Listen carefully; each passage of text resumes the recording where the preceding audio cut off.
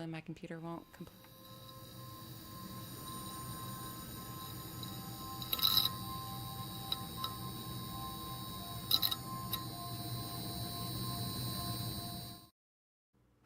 Hello, and welcome to yet another Bright Sessions anniversary live stream.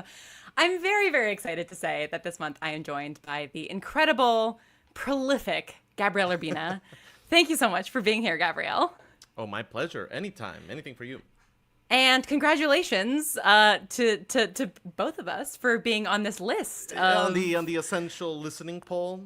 the essential listening poll, which was very exciting, I think. And I think that is one of those, I think that both of us have kind of a policy of, don't listen too much to lists. The people that make them don't know what they're talking about. This is a good one. Everybody listen to this one. this is a good one. List. This one's right, though. Yeah.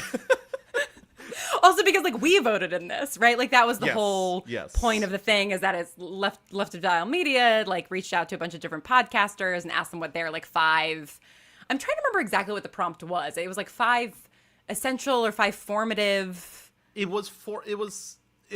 my memory, it was 5 shows that kind of influenced you. Yes. Which really impacted how I voted, because the way that my brain kind of parses that, it kind of precludes any show that I worked on. Yes. Yeah. And so that is then kind of I would have maybe, if it was worded slightly different, I would have maybe voted for other people. But I'm still I was still very happy to vote for the folks that I did.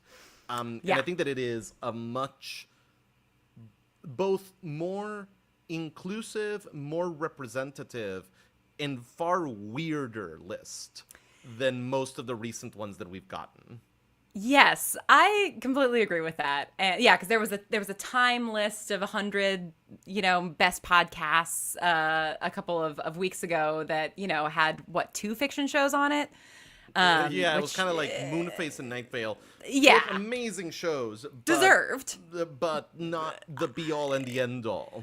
Well, and also out of 100 slots, it's you'd want to see a few more. And yeah, I'm happy to say that It'd be nice. Yeah, that this the whole list is supposed to be your favorite podcaster's favorite podcast. Yeah. And there was 5 or 6 fiction shows on there. Mm-hmm. And you know what? It's funny. I feel the exact same way, where it's whenever I have the opportunity, because also I vote in the iHeartMedia Awards every year too. Mm-hmm. And I never want to vote or nominate things that I work on. And I'm realizing that I did do that for this, because I did do both Wolf 59 and Wooden Overcoats. And technically I am in an episode of Wolf. And technically I wrote a bonus episode for Wooden Overcoats. But I still don't think of those as shows that I was involved in, because they were shows that I came to first as a fan. Yeah. And So, those are, it's a little different. and I would say that is a very, not to minimize your contributions to either show, but those are sort of relatively minor facets of the thing that you built. Whereas Yeah. I sort of came on to the main writing staff for the last season of Wooden Overcoats, and that made me a little bit more I don't know, I feel strange being this sandcastle that I contributed to is the best goddamn sandcastle in the world, for sure. Yeah, because even if it's true, you don't want to be the one to say it. No, you want to be a little bit more humble. Yeah. Well, yeah. I to jump right into questions, I guess we've got some great questions that we got in advance, Right. including some questions about Wolf. I think this is going to be a little bit different in terms of I'm sure we'll talk about the Bright Sessions, but also I just wanted to we kind of grew up together, right, in this Yes. medium. And we really have been, I mean, you were in before I was. You were there a year before I was. But I feel we really just came up together. And so I kind of wanted to talk about the 10 years of audio drama. And so if folks have questions, please put them in the chat. We will do our best to answer the chat. Thank you all for joining us. But yeah, I don't know. I feel it's been, I was reflecting on how long we've known each other and how we first got connected. And I'm curious what your memory of how we first met is, because I have a very specific memory in my mind, and I'm curious if it's right. I mean, gosh, now I'm kind of in what order did things happen? But sort of my memory of it is that, for anyone that wasn't around, you don't know, man. Back in 2015, if you were doing like an audio fiction show, especially in America, they had like a couple more things going on in Britain with the BBC and everything, but Yeah. especially if you were like an audio fiction independent show stateside, the moment that you were doing that, it was kind of like, oh my god, another one.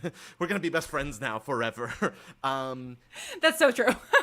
And I sort of think of like us, the Paul Bay shows, a couple of other things. We were all sort of in a very similar. It's almost like we're in a grad school cohort of kind of just Yes. like we spent so much time on the same in the same sort of online spaces and kind of using the same tags on Tumblr and kind of just like yelling about the same things.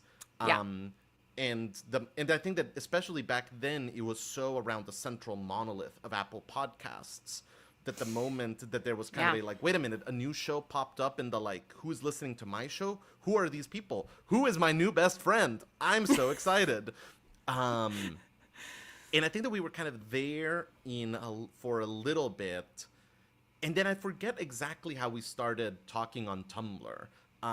With us, I presume that it is that either you made a comment about Sondheim and then I commented on your Sondheim comment, or vice versa. That is exactly what happened. Yeah, I forget who started it, but like it had to be that. I think I started it because I'm pretty sure I just like posted a post in the Wolf Freak 59 tag because I was just a fan who was like in that tag about sort of musing whether the advantages of floating. The tagline on the website, yeah. Yes, if that was a Sondheim reference, of course, from the opening number of Pacific Overtures, which we eventually saw together at Cossack Stage Company right. many years after that.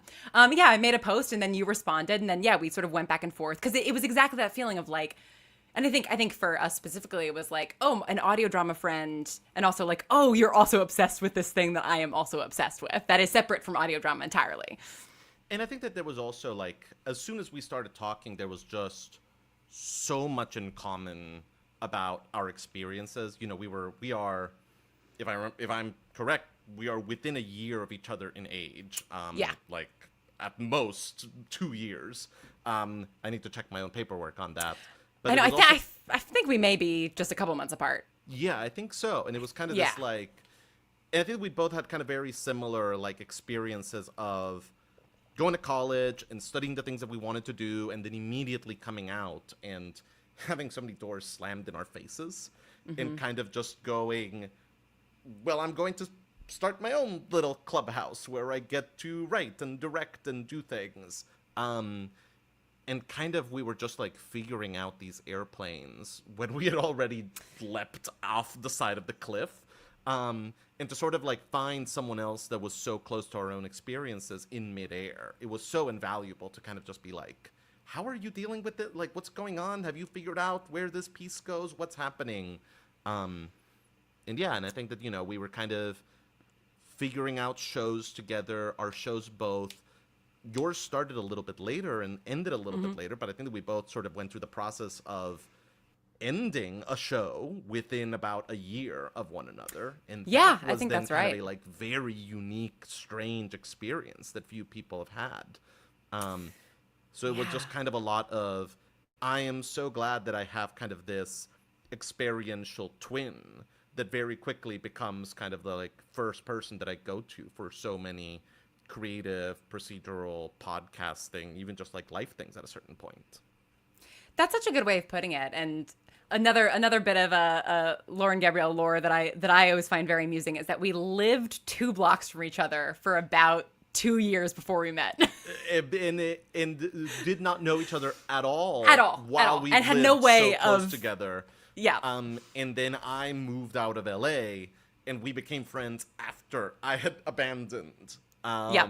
that residence. Yeah. But I remember, yeah. first talking to you about, I was like, oh yeah, where do you live in LA? And you told me, and I was like, oh, what street? And then it was like, oh, you're literally around the corner. You're like, you're 2 buildings away. It was crazy. I think that there was like a party that we were both at where we realized that, and then in a moment of extreme vulnerability, we shared like 3 like art hot takes, and we were both like, oh my god, I share the exact same wrong opinion. Now don't say that out loud before anyone else, like, let's stop talking about this before anyone else hears.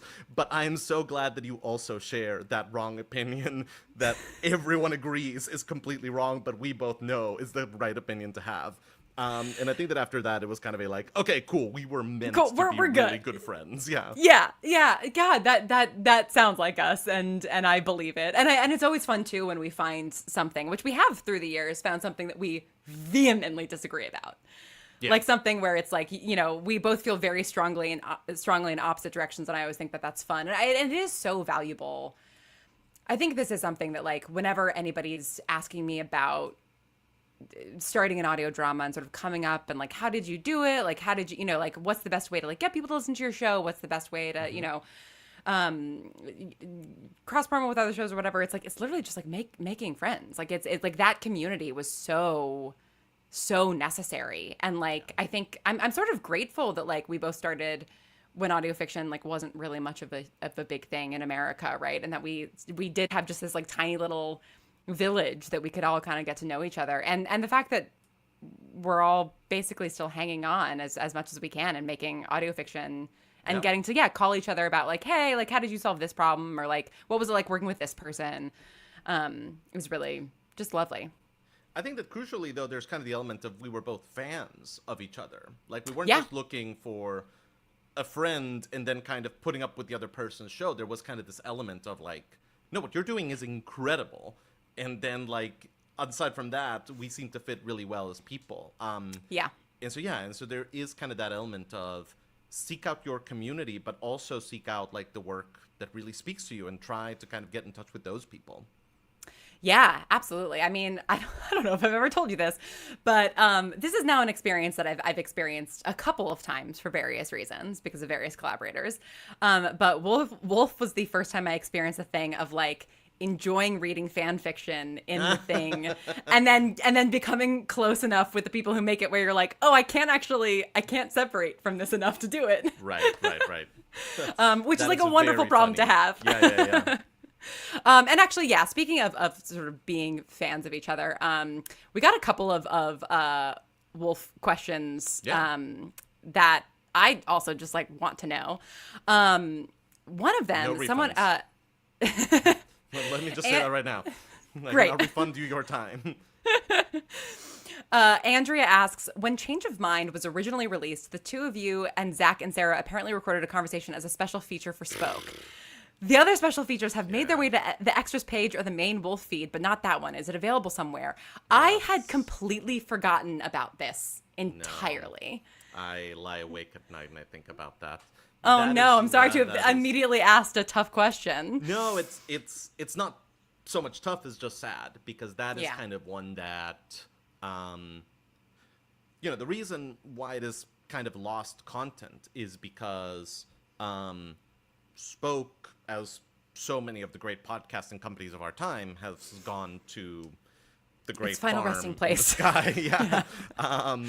And there is kind of, and like that sort of whole infrastructure is kind of no longer there.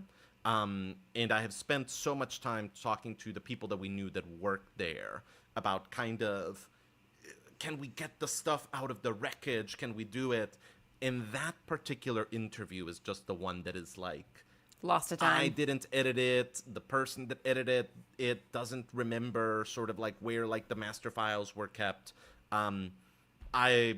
Every now and then I take another stab at kind of like, could we find it? Because it was a really good conversation. But no, I wish that I had better news, but like that is one of the like lost pieces of Wolf 359 content, unfortunately. And it does happen. I mean, in the course of sort of doing all of the stuff for the 10th anniversary of the Bright Sessions, I listened through all of the raw audio from the first 3 seasons of the show. To pull out bloopers. I did listen on 2 times speed because I was like, I can tell when something funny happens. Like, I don't need to, and like just entire episodes, just I have no raw audio for.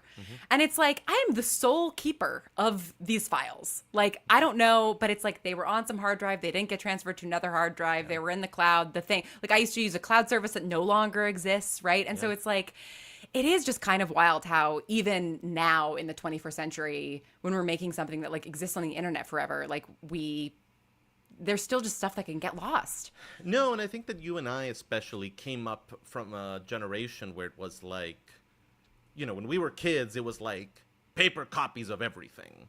And then for a while, it kind of became like digital copies. And then suddenly it was, I think that around the time that we were doing Wolf 359, the Bright Sessions, it was all of a sudden like, there's cloud solutions. It's like a permanent solution. You can access it from everywhere. You never need to worry about it. And that was great until all of a sudden the cloud goes away. And I think that we are now kind of dealing with sort of that, like, maybe the physical copy. Like, there's something to be said for that. Yep. Yeah. I mean, I still have a floppy disk of my first unfinished novel that I wrote when I was 13. Incredible. I don't know if I have the, like, I don't know how I would view it ever. Retrieve the information if you wanted to. Right. Yeah, right. But it exists. Eleanor has a question in the chat for us. Specifically about writing the 3 books for the Bright Sessions, but they also ask, did you ever have any scrapped ideas or deleted scenes? And that question I think is very interesting to me, because for the book in particular, actually, yes, there are some deleted scenes specifically from the 3rd book, Some Faraway Place, because of the format.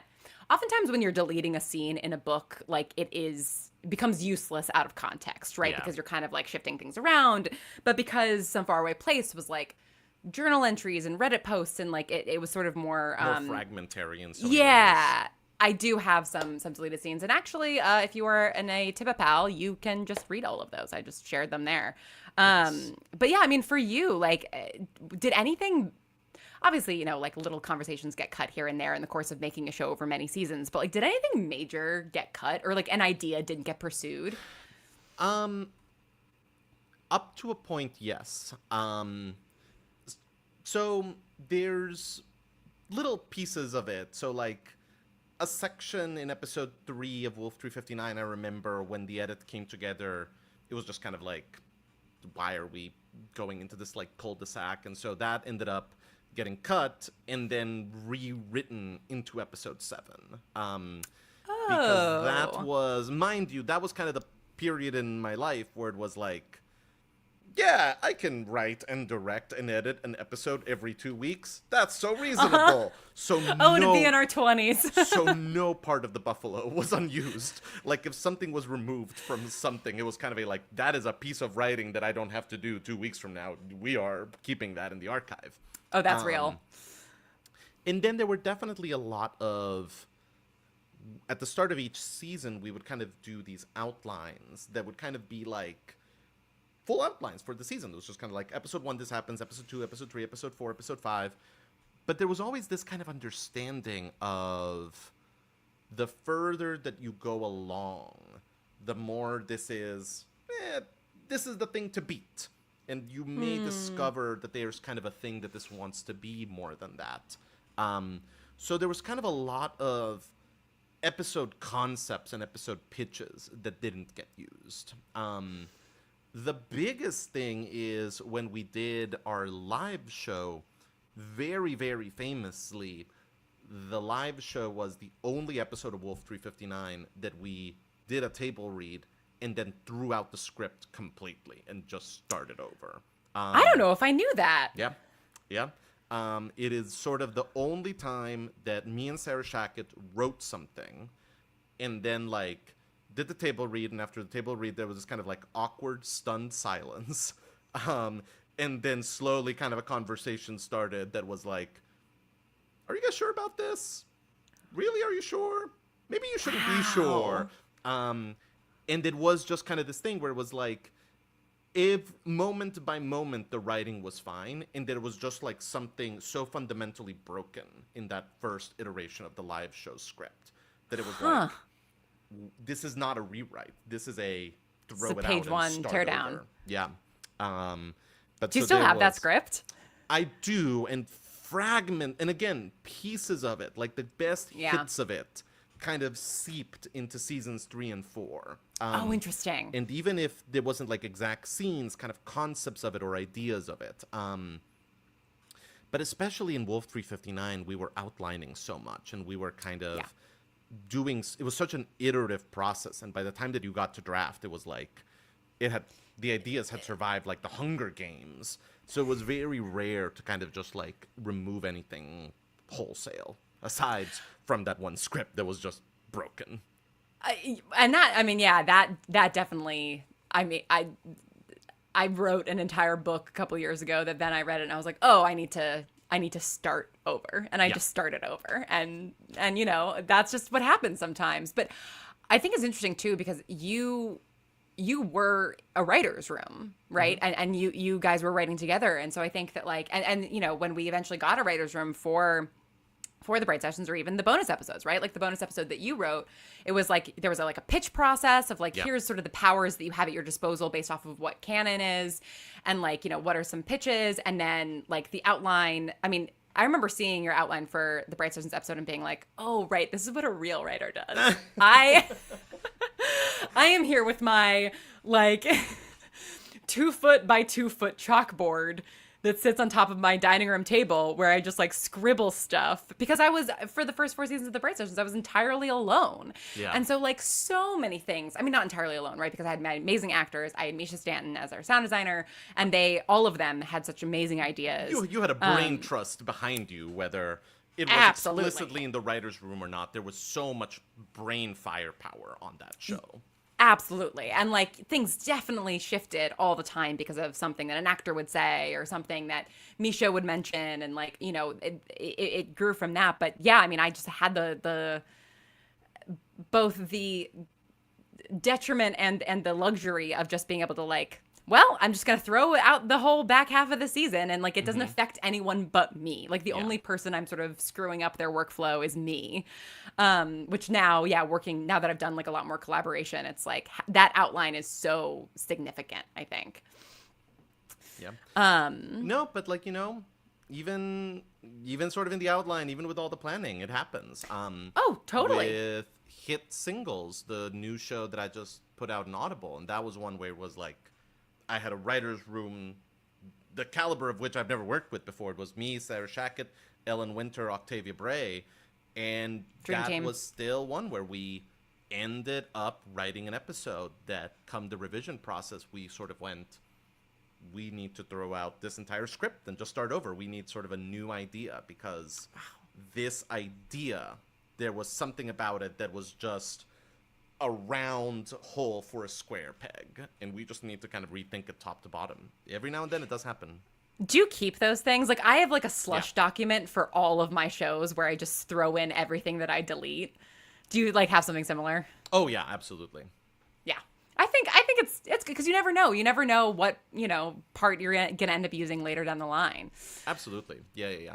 No, and if anybody ever thumbed through my computer, they would see the like truly horrible obsessive. They would open up the folder for one episode, and it would be, like draft 1-1, 1-2, 1-3, 1-4, 1-5.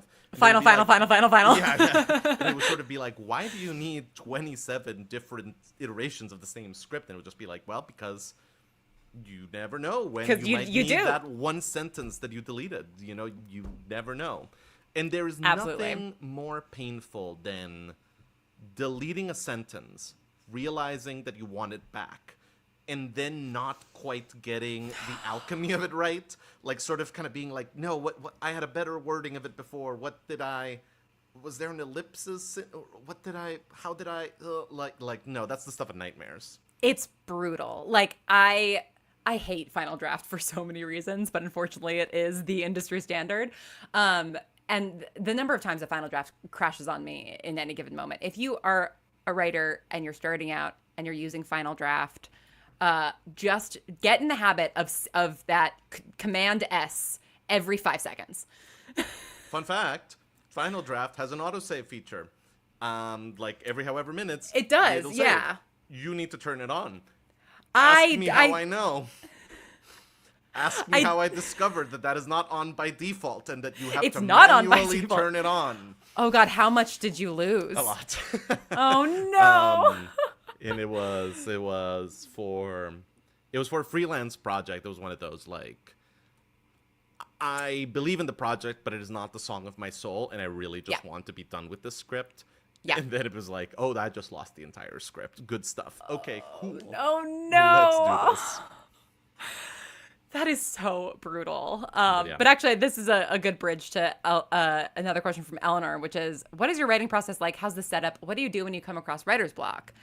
What is your, I don't know that we've ever really talked about, like, when you're like, you need to work on a script or whatever, and you have to like sit down and get going. Like, do you have like a ritual? Do you have a process that you stick to?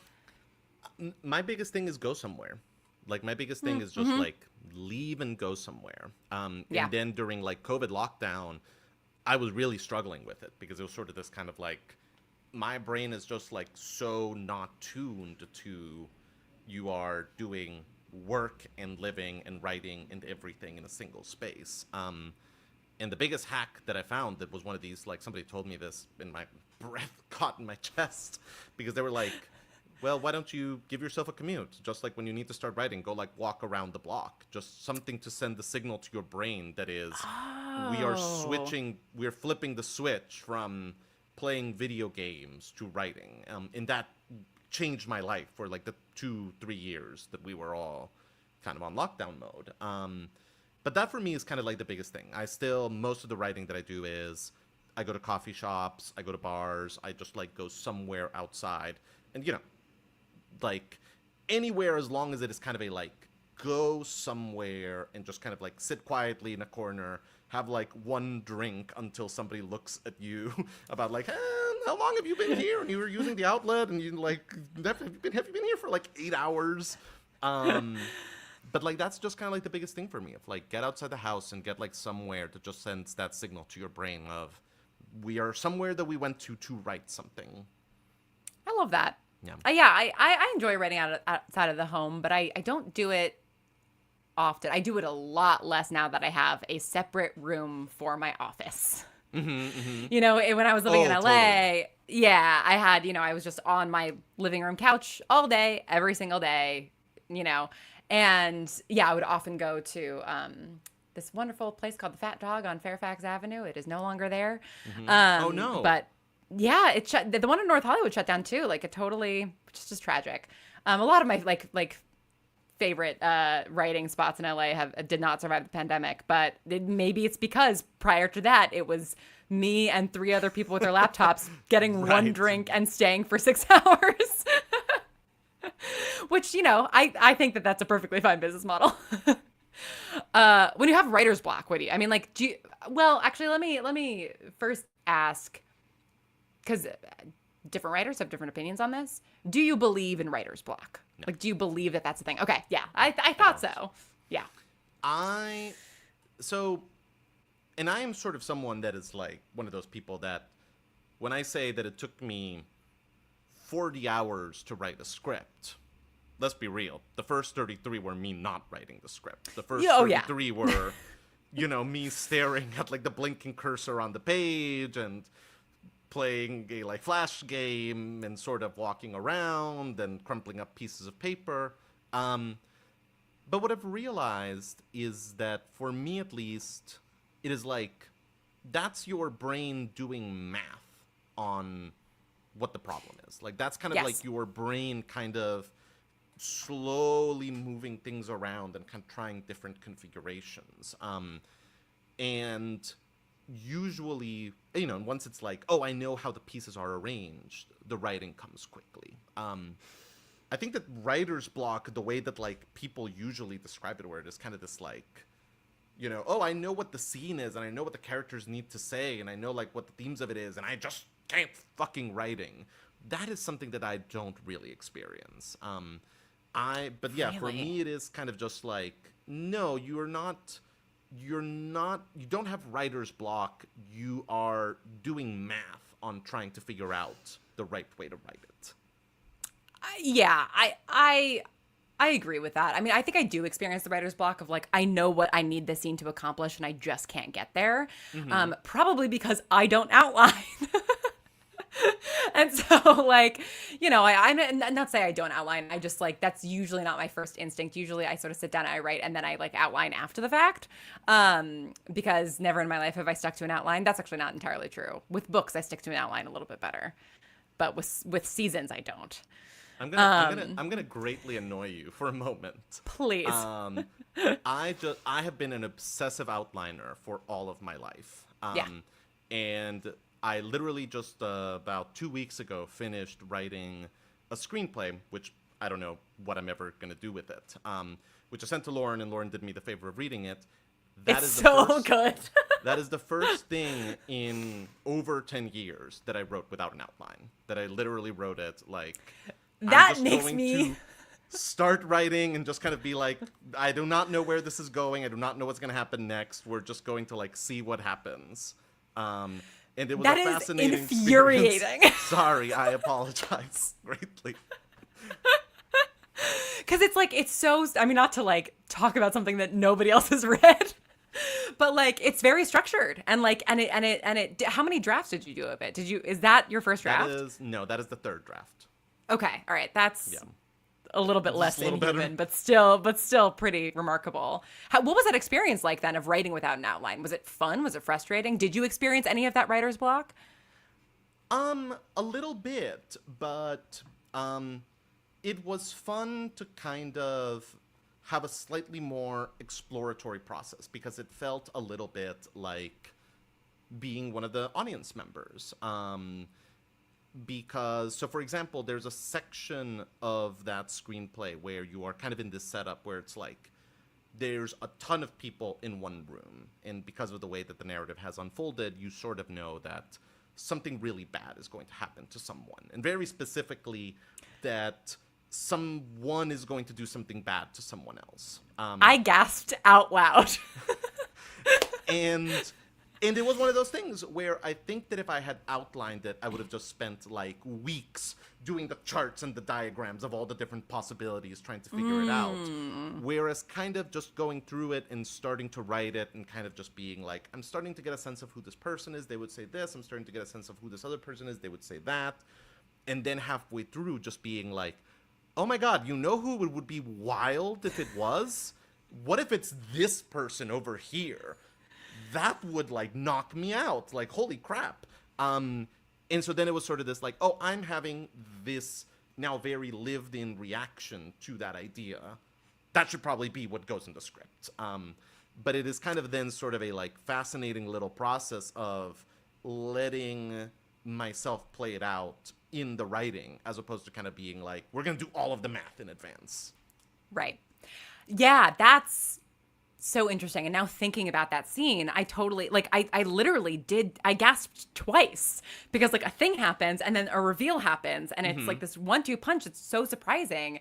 And it in your description, it makes a lot of sense to me that it's something that you like discovered in the moment because it's that beautiful thing that you always want with like a twist where it's like it's both inevitable and surprising, right? Right. And I think that like following that instinct is something that like I think that is more the way that I write than not, of sort of just like I'm discovering these people and like what are they feeling, what are they, you know, like I write a lot of meandering conversations and I'm a lot less structural, which is all to say like Eleanor, if you're looking for, you know, like a advice on how somebody who does experience writer's block, I don't know that I think I agree with you that in that like I don't know that writer's block is real. Like I don't know that there's like this like wall that's just like stopping you from something. It's usually that you need to do the math.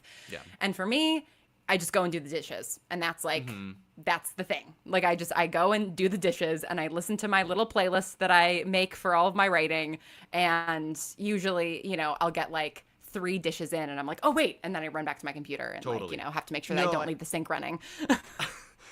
I think the gear shift is invaluable. Like when you're kind of in that process of trying to do the math on something and just kind of being like, okay, have you been sort of typing it out for a second, then you're getting nowhere? Switch to a notebook and try just like writing it out. Yeah. Is the notebook not like working it for you? Take a walk around the park and kind of mutter to yourself different possibilities. Just kind of anything to sort of send the signal to your brain of like, we're going to look at this from another angle. We're just going to like be using a slightly different set of muscles as we think about it. The rubber duck thing, the sort of classic adage of engineers, software engineers, having the rubber duck on their desk so that they can talk to the rubber duck about a bug that they're trying to debug. That is a lot of the Bright Systems was written on voice memos, where I was like in my car driving around LA, like talking through a problem to my phone. And it's like, and then in the course of talking about it, you're like, aha. So yeah, gear shift is, I think, a really good way of putting it. I think there's also a lot to be said for the exercise of write out all the things that are not the right answer, because I think that there's so much pressure to kind of be like, okay, we've got this locked room mystery, what's the solution? There's so much pressure to kind of be like, what's the brilliant solution that is going to like make everything come together? And if instead you sort of let your brain kind of go like, all right, no, never mind, don't worry about that, brain, let's just take a second and kind of be like, what are the dumbest ways to solve this? What are like the worst, most groany, most awful solutions? And if you just start making a list that is just like, what if the butler did it because he wanted a raise? What if his sister was still mad at him because he stole her toy when she was 5? What if his mother never liked him and so she poisoned him? As you make that list, all of a sudden you will arrive at something that you're like, oh, wait a minute, hang on a second. That one is not as awful as the others. Maybe there's something there. Yes, I have a quick anecdote that actually leads to a question Please. that somebody asked in advance. And I am seeing also the questions in the chat, and I promise we will get to them. Which is that my senior year of college, I took a class called Creative Problem Solving, and it was wow. a That sounds professor awesome. it was honestly great. It was a professor from the theater department and a professor from the business school who were just like pals on campus and like started to talk about their disciplines and then like created this class together. Wow. And it was the first semester that this class was being given, and I was my like last semester at college, my senior year. And they had some like, guest speakers come in and whatnot to have us do like exercises. And there was this very funny anecdote about from a guy who was like from, I don't know, like Hasbro, or no, he was from sort of like marketing firm or something that had been hired to reimagine Polly Pocket for like a new generation. If anybody's watching and doesn't know what Polly Pocket is, are you familiar with Polly Pocket? Because I'm actually realizing that you didn't grow up in America, so I don't know. I am. Yeah. Okay. No. Okay. Polly Pocket, I don't know. We lived in the capitalist shadow that this country casts. Well, like, I don't really, like, even remember Polly Pocket being, like, that big when I was a kid. So it's, like, I never know if it's, like, it's not like a Furby, right? Like, I never know how, like, No, it's not quite that ubiquitous, but it was around. Right. I remember It was them. around. Yeah. I just don't know if they're around anymore, but it was like a little girl named Polly that you had in your pocket, and she had different, like, environments and all this kind of stuff. And they did Yeah, it exactly was that kinda thing like where they little, were, like, miniature, almost like miniature dollhouses, really. Like, kind of just, Yes. like, little collapsible things. Yeah. Yeah. And they did exactly what you're describing, which is they were totally stuck, and they were like, okay, what's like the worst thing that we could do for Polly Pocket? And they were like, Polly Pocket nightlife, where she's like going out clubbing and she's doing cocaine and like all of this stuff. Yeah. And it led them to like, it led them to I think probably like a kid's version of that. I forget exactly what the solution was, but I don't know, that I think that really, that mentality of like, let me do the bad thing, I think is so important, both in ideating and then also like in writing a first draft of like, it can just be bad. It's okay for it to be bad. I think is important. But somebody did ask a question about college in advance, which is the connection that I was making there, which is, hi, Lauren, I'm actually looking into applying to colleges right now, and I was wondering what your experience at William & Mary was like. I absolutely love you and your work. If Gabrielle's up for answering, I would appreciate his response with his school too, which I would love to hear your response, because I think we both had sort of similar experiences that we went Somebody wants to. me to talk about Wesleyan University. Finally, my time has come. No. I'm kidding. You should go first. So I went to William & Mary, which is a school that honestly very few people have heard of. I discovered when I moved out west. It's in Virginia. It's in Colonial Williamsburg. So I heard Fife and Drum Corps every day at 4 p.m., which is, fun. I honestly had the best time. Like I'd never heard that, and that just like colored a college experience in an incredible way. Okay, cool. Yeah. Proceed. Well, and like, I was a music major, and so I had to like listen to a lot of, I had to listen to a lot of music for class, right? Because it's like I would be taking romantic music, and we'd have an exam, and they'd play, a 20-second clip of Rachmaninoff or something. You'd have to identify what piece it was, right? So it's like I did a lot of listening, and I would walk up and down the main street in Colonial Williamsburg, because at night it's totally empty. And like I would be listening to music from like the 1700s, watching all of these people in costume like put the stools up on the table in the tavern at night. It was just it's a cool place to go to college. But I had a great time, and I think for me, one of the things I really loved about William and Mary, and the thing that I did not have, I did not want to go to college. I had a terrible time in school. I was bullied all the time. Everybody was terrible. And I did not like learning because school was just a nightmare for me.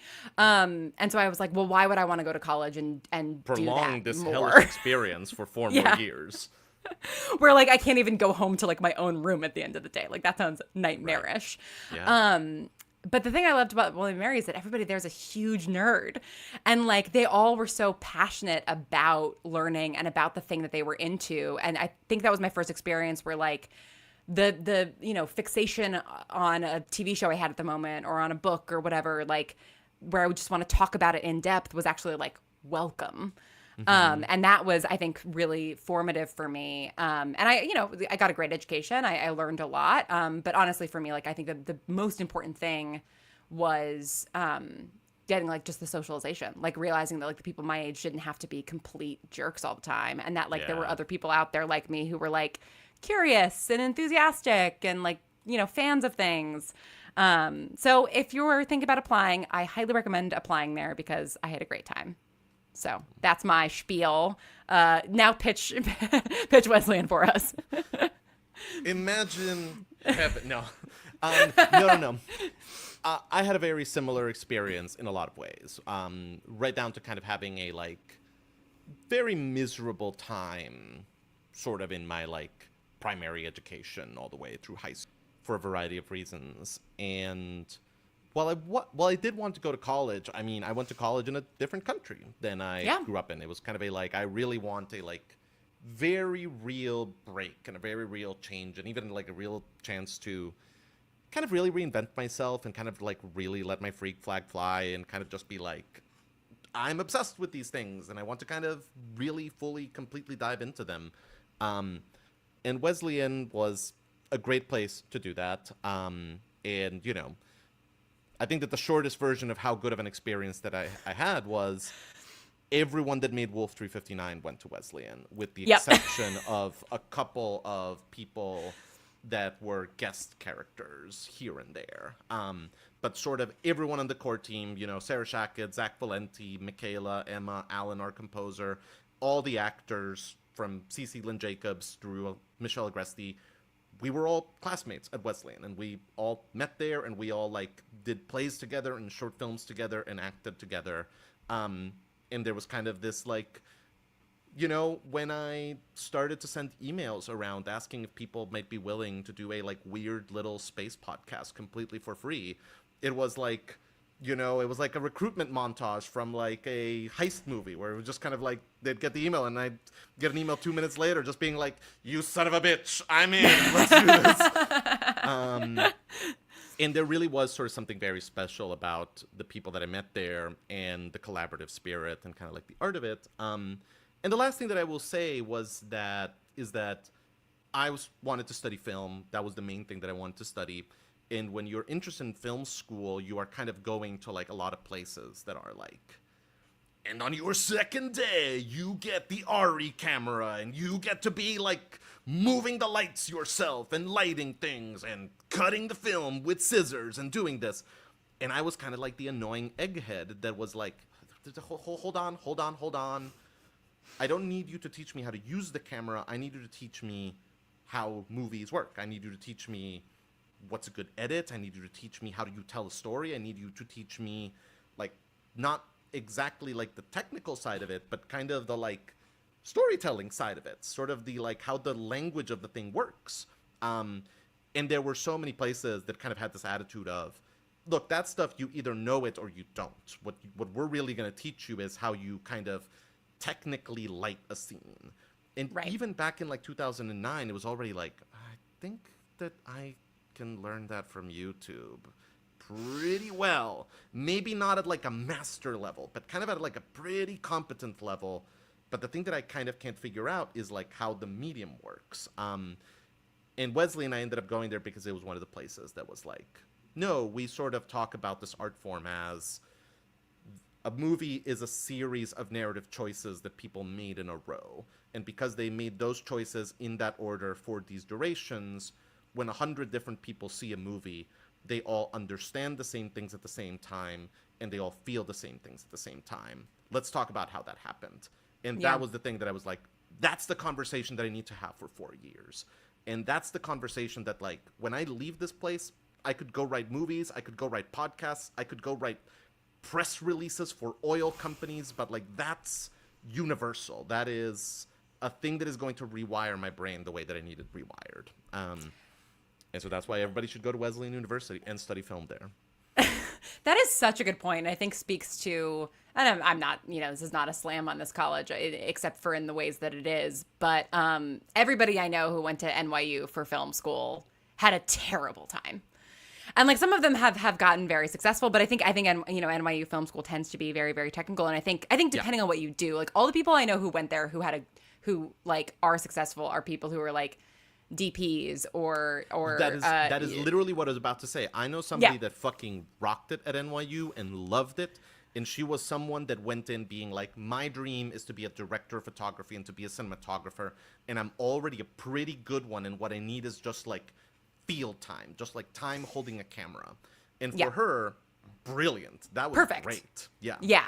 Yeah, and I think that like definitely, and then like I think what sort of the like you need to do all this technical stuff forgets is that like there's always going to be the people who want to write, there's always going to be the people who want to direct, there's always going to be the people who want to do sound, who want to do lighting, who want to do whatever else, and like not only could you like learn sort of the basics of like how to light a scene for like a web series you're making from YouTube, but also like if you are a good collaborator and you are good at your job, you don't have to, nor should you know that on a mastery level, right? Yes. It sort of like ignores like how important collaboration is. Like I was a music major. I did study music because I thought I wanted to go into music journalism. And then I was like, no, I want to continue to enjoy music. So I'm not going to do that. And so it's like, so I have some ability with which to like talk to like my composers and it's the same thing with sound designers to a certain extent, although that's largely because my partner is a sound designer and he explains things to me and very patiently, which is nice. But like more often than not, it is more helpful for me to be like, I want it to feel like this rather than for me to be like, can we like actually like make this this atmosphere like 20% drier, and can we up the gain on the reverb by 20% and do this? Exactly. Like with the spatialization. I know that reverb can be wet and dry, but I don't know necessarily how to articulate which one I want, and so I think like recognizing too that you are going to be working with people who are obsessed with the thing that you are not obsessed with and can collaborate with you, I think is like so huge. I think that there is also something to be said for, we only have these many hours and these many days on the planet Earth, and there's only so many things that we can put into our heads. And I did the sound design for all of Wolf 359 except for a mini episode here and there. And at the end of it, I kind of was left with this realization of, I think that I have gotten kind of as good as I'm going to get as a sound designer without getting like very fucking intense about getting better. And like getting really fucking intense would be such a commitment of time and effort and resources. And it was then ultimately kind of a little bit of like, and I don't want that work, like I don't want to be a professional sound designer. I don't want to kind of be operating at that level. I kind of would love to instead spend more time working with actors or spend more time writing or spend more time producing. I'm going to focus on that. And especially kind of when you are in the middle of everything, there's a very real mindset that you can fall into of kind of like, I need to be good at everything and I need to be amazing at all of it. And I need to just kind of be like as good as a human being can get at everything, which is a really great way to give yourself a stress disorder. Yes. And because it's impossible, right? Like it is, you cannot achieve that. Yeah. And you'll also never achieve being perfect at the thing that you are dedicating your life to, right? It will always be that you are getting better at it all the time. And I completely agree. Patrick has a great question that I feel like you and I talk about with some degree of frequency, but I can't remember the last time we actually like sort of had the summit on the future of audio drama. But Patrick asks, y'all are the OGs and know the past and present landscape better than anyone. So what are your big consensus or non-consensus preferred predictions for audio drama's future? I actually realized I don't think I have an answer for this, like a clear answer.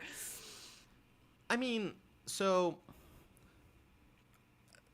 I sort of think that the best answer that I can give for this is that, as with most things, change that comes very quickly tends to not last, and lasting change tends to kind of trickle in very slowly. And so I think that, I think that in the time that we've been working, podcasting as a whole, and fiction podcasting specifically, has been like killed, buried, cremated, risen from the ashes, lived a long and meaningful life, and then died again. And I think that cycle's happened like 3 times. At least, yeah. Wolf 359 in the Bright sessions. And I think that it is because there is kind of a lot of like very fast, non-durable change that like rushes in. And then like, somebody's like, I'm here with all my money and I'm going to change everything forever. And all the newspapers are like, thank God, Joe is finally here with all his money. Everything is going to change forever. Finally, this can happen. And then, Joe does like 3 shows and doesn't get immediate results. And then it's like, I'm going to take all my money elsewhere. And then it's, RIP. We knew that it would fail. Why did anyone try this? Let's go.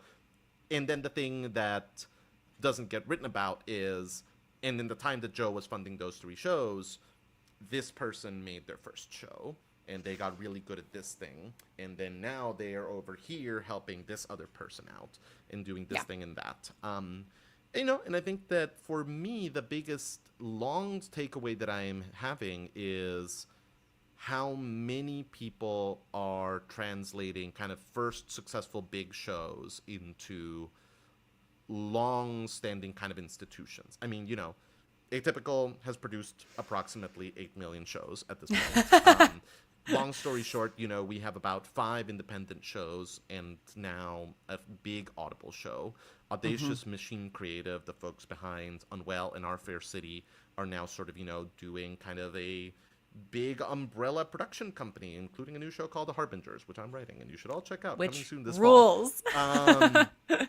But like that's kind of the change that I am seeing, of kind of like it becoming more possible for the Flashpoint successful show to turn into and this is now kind of a like recurring creator that is able to make a living, or at least be able to continue creating here. And that's, I think, like less sexy than kind of like the gold rush is coming. Everybody, get ready. We're all going to be rich. But I think that is kind of the biggest thing that gives me hope, and that like seems like a durable change that like does seem to be sticking around somewhat. I think that's really well put. I think the one thing that has always stayed consistent in all of those lives and deaths of audio fiction that we've experienced is that like the people who are in it for the love of the game just keep making their stuff. Yeah. And whether you're making it really scrappily, whether you're, crowdfunding, whether you're, I don't know how many people know this, but obviously when the Bright Sessions did our last 2 seasons on Luminary, the somewhat shortly lived subscription service, it was, kind of a controversial move, because even though the show itself wasn't going behind a paywall, we were sort of saying like, okay, these you're gonna have to pay for these 2 seasons.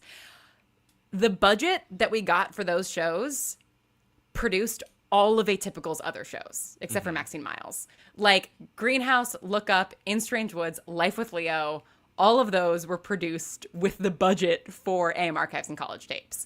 And it's like, not worth it. Nope. You sold out. We need to get in the time machine and just the best this. decision I've ever made. And like I think that like that's what like anybody, like everyone you mentioned, me, you, Sarah, Zach, Jeffrey and Eleanor over at Audacious Machine, we are all constantly working on other projects that are not our own. Yes, we're working together. Jeffrey is sound designing my next audio drama, which comes out in 2 weeks, which is kind of crazy. And we also are doing work for like Audible and, Netflix, Marvel, whatever, right? Yeah. Spotify. And Oh, yeah. then taking that money and putting it back into like our own stuff. And that is the durable thing, right? Is the fact that like the people who want to be making audio fiction are making audio fiction. And when we can take the money and run, we do. But the money itself is not reliable. And I think that like, that's why I always encourage, like I've had a couple of conversations with folks. I've had some really interesting conversations with folks from TV specifically who will like send me their pitch of their audio fiction. And then we'll meet, friend of a friend that I got connected to through one of my friends who writes for TV. And like, I've had this conversation multiple times where like they'll have a pitch for like a great audio fiction series that like you gave me, a 16-ounce coffee and $7,000 and I could make it, right? And there's such a reluctance to make it on their own. Oh, because yeah. they're like, I should pitch it out. And I'm like, this cast is 5 people. Like you could make this in 2 weeks starting tomorrow. Like you could just do this. And I just always encourage people to do that because like, then when the money comes back around, you'll have the best resume that you can have, which is an awesome kick-ass show that people love. Like you and I have only ever gotten a job because of the Bright Sessions and Wolf 59. 100%. Yeah. Like that's just the gift that keeps on giving. And those are shows that we did not get paid to make. No. And until maybe eventually for other things. No, but, we got like we got like wildly lucky, and those shows ended up having returns on like the long tail end. But I know that, for 2 years, Wolf 359 was this money pit that was, my very expensive hobby that I could have gotten a pretty okay car instead of doing with the money that I spent on it. Yeah. And that's what your early days are for, and that's what your days in your 30s are for too, right? Like I'm making a bunch of shows for not really a lot of money, and like, and I think that we'll just continue to see more of that. I think that audio fiction has not had its serial moment, and I still think that is possible for us. So and listen, I would love it for it to be something that you or I make, or any one of our amazing friends. But like whatever that is going to be such a boon to the medium as a whole that like I think the Magnus Archives like got close, right? Like the Magnus Archives, I think, is a show that reached the kind of fever pitch that Night Vale did back in 2014, but it did not break containment, right? Like it's still, No. And I say this with all the love in the world, and if you've ever watched me talk about anything ever, you know this, it is still a Tumblr show, right? Like it is still like a show that like the hordes of fans, myself included, are on Tumblr talking about, and we need something to like hit. No, the thing mainstream. that you're talking about is going to be bigger than Magnus Archives. It's going to be bigger than Night Vale. To bring it back to the essential listening poll that we were talking about, Night Vale was around 14, which I think is an incredible accomplishment on that list. The thing that you're talking about is something that when they take that essential listening poll 5 years later, will be in the top 10. Will be sort of, exactly. like, if not in the top 5, will sort of be something that was kind of a, like, huge earthquake moment. I know that we should probably wrap this up and move on to the next question, but I have a great example of what I mean by like the slow change and what I think is a trend towards the better. I remember when we were starting out in like 2015, 2016, a multitude of articles from like big podcast journalists where the attitude was basically, and sometimes not even the attitude, but sometimes just explicitly the text was, look, audio fiction podcasts don't work. Stop emailing me about them. Just like I'm not going to talk about them. Period. Yeah.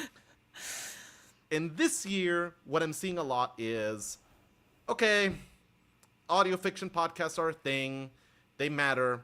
I don't want to talk about them, but they're there. Moving on. And I'm just kind of like, that's what I mean. Slow change. Like, just kind of like we have clawed a level of, no, you can't totally write us off. You cannot just kind of sweep it all off the board and be like, this doesn't matter at all. You're still not engaging with it the way that I would want to. But like, look at that. We've gone from it doesn't work to it does work. I just don't want to talk about it. Yeah, absolutely. And I think with pockets of even further success, right? Yes. Be More Fangirl points out in the chat that an article just came out that myself and two other In Seattle, creators in yes. Seattle Yes. were Dirt and Metropolis, two fantastic shows. And yeah, Queerty just profiled Brigham. And so it's like there are, and like I had such a great, I mean, I talked her ear off. Bless her soul. Gemma Wilson over at the Seattle Times. She like called me and I just like rambled at her for an hour. But she was so curious about the space and she was like Hell so yeah. engaged and asking the best questions. And I was just like, and that's like why I think I let my mouth run away because I was just like, oh my God, I got one. I got a journalist who like actually is like really engaged in the subject. That's so awesome. So I do hope, especially as I think, you know, we are always feeling the ripple effects of sort of mainstream entertainment, you know, TV, Yes. film, what have you. And I think as those things, the thing I've been sort of like saying recently is that the streaming wars are over and nobody won. We Right, all which is lost. that like we all lost. Yeah. And I think that we're experiencing a sea change. I don't know where that sea change is going to go because I'm not entrenched in that world enough, and I also think that nobody really knows where that sea change is going. But I think that is, you know, potentially, you know, moving things in our direction in a good way. Hopefully. Yeah. Speaking of fans, are you shocked to see, and I know we're already at an hour, so this may be our last question, but I think it's a very nice one. Are you shocked to see fandom and fandom content still appearing after all these years for both of your shows? I only started listening to audio dramas a few years ago, but I was so happy to find fans. Oh yeah. I mean, I think that it is kind of the shock that never wears off. And you know, That's and a it perfect way of is- putting it. I think that around 2016 was the first time that we started kind of seeing like people that were into Wolf 359 that where it was like, is this anybody's cut? Like, how do these people know us? Oh my God, is this just like somebody that just found the show and is now making art for it? And we all sort of went like, someday we're gonna get used to this, and if we ever get used to it, it's someday in the future because it's still absolutely mind-boggling. Yeah, I totally agree. And like I think too, like I you know, it's funny. I got a text today from Lillian Holman, the creative Greenhouse and Atypical Artists production manager for several years. She was a podcast movement, and she was like, I was talking to a woman, and I mentioned your name, and she was like, oh, I love Breaker Whiskey, and it's like, there's something about like hearing that like someone out there that you have like no relationship to whatsoever just like happened upon your thing. Another thing that gives me that feeling, which I don't know if I've ever mentioned to you, is that so like I spend a lot of time on Tumblr. I've been on Tumblr for 15 or 16 years. I joined 2008, Okay. 2009. And for the last 12 years, I've had one blog. No, you cannot have the name of it. But it's like, that's where I actually spend my time on Tumblr, right? I've got my like Lauren Shippen blog, but like I actually like scroll my dashboard. And that's where I've made like some very good friends through fandoms that I'm a part of, through fanfic that I'm writing, totally separate from my life, right? I am not me on there. And one of the people that I met through one of my main fandoms a couple of years ago is like a huge Wolf fan. And so like I'll just be like scrolling my like normal dashboard and I'll see a post for it. And I get so stoked because I'm like, this thing is connecting me and this person who I like met randomly through a completely different work of art that has absolutely nothing to do with anything. And like I get to, you know, reblog this thing from her and like share in this fun thing. And like, you know, for all I know, she's somebody who is involved with making Wolf 329, right? Like, I don't know who she Sure. actually is. But yeah, it never, ever gets old. And yeah, anytime I see like a new piece of Bright Sessions fan art, or like sometimes I'll just like scroll through my own fan art tag on my own Lauren Shippen Tumblr and just like look through the fan art that people have made because I think it's amazing. And you know, just the fact that people have written fan fiction, like it's the idea that anybody is motivated to create something by something we make, I think is just like the best possible outcome of putting art in the world. I remember, I mean, 100% agreed. But I remember talking to you shortly after somebody got the first Wolf 359 tattoo, like where somebody like tattooed a quote onto themselves, or rather like had a tattoo artist to do it. And just sort of talking about like, I need to be so much more careful about everything that I write ever. Like, like, oh, like this is now like this like crazy awesome responsibility. And that's a particularly extreme case, but it is one of those things where once you know that level of engagement is out there, it's so much harder to kind of just be like, I'm just gonna toss this off and whatever. It's 10 p.m. and I want to just be done and go to bed. Like, it is sort of this like, no, like, people are going to be looking for meaning here. People are going to be looking for engagement here. People are going to be looking for something that sparks something special in them. It should be worthy of that. You can't expect it. You can't demand it. You can't sort of kind of be like, guys, it's been 12 episodes. Excuse me, it's been 12 hours since the new episode. Where is the fan art? I demand content engagement.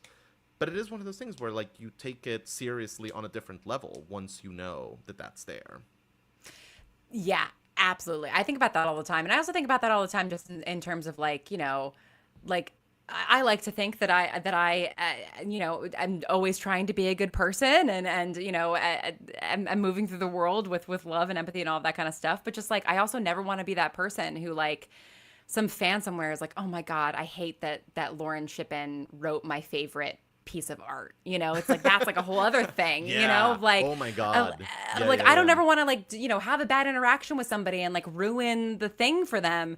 And that's a whole other conversation too about, like, art and artists. But I completely agree. And I think that, like, the real struggle for me sometimes is recognizing, like, there are going to be some people, I mean, there are always going to be people who just, like, bad faith interpret your art and come at you for things that are bigoted or judgmental or whatever else. But then there are also people who are, like, because of their own personal stuff that they're bringing to your art, are, like, adding things to it that's not in the text, and, like, you can't do anything about that, right? And you can't sort of, like, add the albatross around your neck of, like, trying to write toward every expectation or every possible hurt feeling or every possible good feeling or anything like that. But it is that balance of, like, people are listening, and I mean, to quote one of our favorite artists of all time, like, children will listen, right? Like you have to be careful what you say, because people will listen and they'll internalize it, and it will become part of the way that they view the world.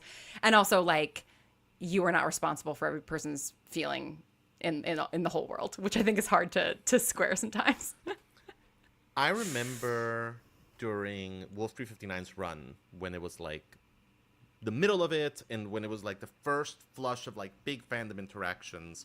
And it was kind of like those early days where you're kind of like, okay, whenever anyone asks me a question on Tumblr or Twitter, I'm going to try to do my best to, like, reply to it.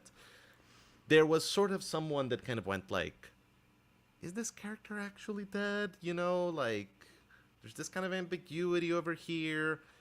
And I sort of replied to them and kind of went, like, yeah, like, we didn't completely spell it out, but that's not meant to be sort of a door that's maybe a crack open. Like, right. That person is just dead. Assume that the text of the show is that this person died. Yeah. And they literally wrote back, I remember, I don't think you're right. I think that, like, this, and that was kind of the moment where I, like, had to take a moment to sort of be like, okay, if you want to kind of divest from the text in that fashion, I can't stop you. Right. And it's kind of no longer my problem if your experience, like, why are we talking? Right, exactly. Like, kind of, at this point, you are making your own ride, and you have gone off the rails, and I no longer have to account for you within the math of the narrative. If you want to sort of, like, come back and color within the lines, we'll be very happy to have you. But that is sort of a point at which you kind of go, like, I need to sort of be, like, accounting for everyone. And then at a certain point, you're kind of like, oh, wow, there's people, like, way over there, and I cannot do anything for them. Totally. I mean, that's, like, a huge reason why I eventually stopped answering sort of, like, what amount to, like, headcanon questions on Tumblr, where it's like, what is this character's favorite, movie, whatever. Like, in the early days, I was like, this is the greatest thing ever that people want. And it's still the greatest thing ever that people like my characters enough to want to know those things. But, like, even with the caveat of, like, this is not in the podcast. Like, I'm just saying this. Like, people still take those things on and then sort of, like, get disappointed or get, sad that it's not the way that they thought. And it's like, this, which is why I've sort of like kept it to the Atypical Discord, where we have a lovely thing called Nap of the Author, because they don't want to kill me, but where we all just sort of agree, like, and some of them are in the chat right now, like, if I say something and you guys don't like it, like, just tell me to fuck off. Like, you don't have to listen to me. Like, this is not like, because I think that that's one of the great things about engaging with art, is that you can make it your own, and you can take this one little piece of it and write a huge fanfic that is like almost completely separate from the art itself. But you have to, that has to be like agreed upon, right? Like you can't go off and write that thing and then come back to the creator and be like, but no, that character's not dead. And it's like, well, no, they're not dead in your fanfic of it, and that fanfic is great, but like you can't complain to me about that. Like these things can exist in parallel but not together. Folks who have met me at conferences, conventions, you might have had the experience of asking me something very innocuous about kind of, what is this character's favorite food? And I've unfortunately now had enough of experiences where when that happens, I will usually ask, before I answer this, is this to win a fight? Like, is this like an argument that you're having with someone? Because if it is, I maybe don't want to row in there and sort of kind of be like, this character from Unseen's favorite food is this or whatever. Just because, like sometimes it is just kind of that like, no, it's very different to kind of clarify sort of this like, this mechanical thing within this episode, here's what was going on. And especially when the show is still ongoing, to kind of a little bit be like, here's just like 1 degree off screen what is going on. But then once it is sort of this like, no, the book is closed, it's finished, it's done, I said everything that I have to say, to then kind of be adding in extra material and sort of be like, oh, and by the way, the other thing happened to this person. I tend to be very careful of it. And also because like once again, like it usually will not be, oh, I got this answer and I'm now very happy and I will just sit with it. It will usually then be like, I have this thing that I will sort of spread as the canon because it came from the person, and that can go to bad places very quickly.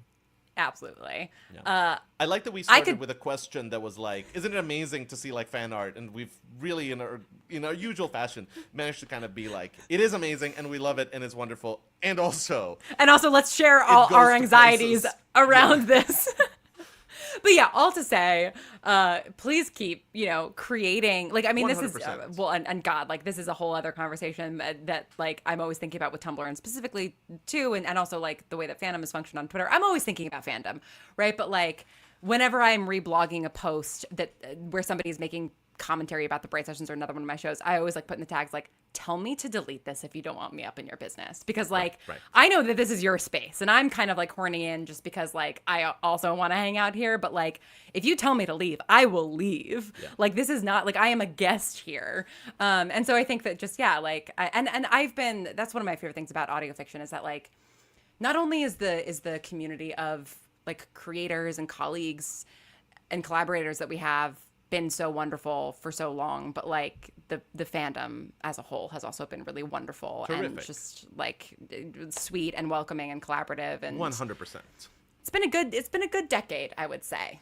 It's been a good decade for podcasting. I have lots of other notes for the decade. Yes, thank you for the clarification. Yes. Improvements to be made, to be sure. Between the years 2015 and 2025, I have notes. Yeah.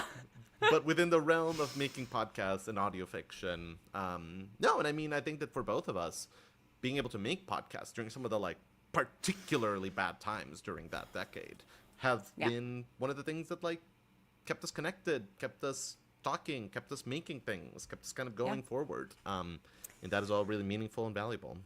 Which we will continue to do, and we will continue to, I would actually like to take this opportunity to announce my official retirement from... No! You actually aren't allowed to retire. Because, like, the fan Lauren needs more podcasts. Like, like, even if you did retire, writer Lauren and friend Lauren would still be calling you all the time, but fan Lauren needs more Gabrielle Urbina in the world. Yeah, we'll keep doing it, and thank you, Gabrielle, for coming to talk to me for 15 minutes over what we were supposed to do, but literally we could do this for hours. And thank you all for joining. And I'm sorry that we didn't get to everybody's questions. I haven't like announced this sort of like officially yet in any capacity, but on Halloween, I'm going to be doing like an extra long live stream, like multiple hours, where I'm going to be like catching up on all the questions that people have asked, and also like hopefully having people like drop in and out and stuff. So like put that on your calendars for sort of afternoon, evening Pacific time for Halloween. But then of course we will have live streams in September and October as well. Gabrielle, is there anything that you want to direct people toward that you're excited about? Well, first I will say that if anybody had any questions specifically for me that we didn't get to, send them to me on Blue Sky, send them to me on Tumblr. Just like say that this was a question for this stream, and I'll do my best to answer them in the next couple days. Just because I feel that we sort of blathered on extensively about certain topics, and if anybody had something that they like really want an answer to, just like find me on Blue Sky, find me on Tumblr. I'll do my best to like get you an answer quickly. But no, I think that right now the two things that I will direct people to are, if you have not heard it yet, you should definitely check out Hit Singles, which is like my new baby. It is this wonderful romantic comedy that is about music and friendship and love and sex and being just like a really messy like person in their like young 20s. I think that it is maybe the best thing that I've ever made. It I is think that so it good. is a real sort of like accomplishment of everyone involved, including a lot of people that worked on the Bright Sessions, that worked on Atypical shows, that worked on Wolf 359 and other of my shows. And so that is Hit Singles. It lives in Audible. If you don't have Audible, but you still have a free trial for Audible, you can listen to all of it completely for free, as long as you do it within 30 days. Which you will. I listened to it all in 2 days. Because I couldn't stop. I think that it is like a very fun, like fast listen. And, you know, look, for anyone that has been wanting a Gabrielle show that is like single characters evolving episode to episode, unlike a lot of the anthology shows that I've done since Wolf 359 is over, that's Hit Singles. Hit Singles is like a big character focused, like arc story. Check it out. Use those free trials. Get on Audible and check that one out. And then again in the fall, I'm going to be putting out a new show with the folks at Audacious Machine Creative called Harbingers, which is a sort of a big, epic modern fantasy drama about two people that become the first two people in millennia that actually have real magic powers. Like, kind of, we went into a lab and had a physicist look at what we were doing, and the physicist was like, yep, that's magic. I cannot explain it in any way. And so they immediately become sort of, in very different ways, the two most famous, notorious people in the world. And they are also grad school exes, which makes them have all kinds of dynamics with one another. So a lot of details about that are still under wraps, but I can tell you that it is coming soon, and I can tell you that it is going to be this big, epic, long season of a show, and it is coming very, very soon. So keep an eye out for that as well. I am so excited. I've only read the pilot, but I loved it. Fell in love with the characters right away. So yeah, I cannot wait for that. And then, yeah, in terms of Bright Sessions things, atypicalartist.co/10 years, 10 years, has information about all the live streams. If you haven't seen the previous live streams, they're all archived there. There'll be information about upcoming live streams there. There's also some cool new merch, and there's going to be some very cool new merch coming in the next couple of months. So go check that out. And then, yeah, keep an eye out for my new show, 2000 and Late, coming September 8th. So very, very soon. And thank you all so much for joining. Thank you, Gabrielle, for being here. This was so fun. Thank you for doing it. And, you know, as always, stay strange, everybody. Talk to y'all soon.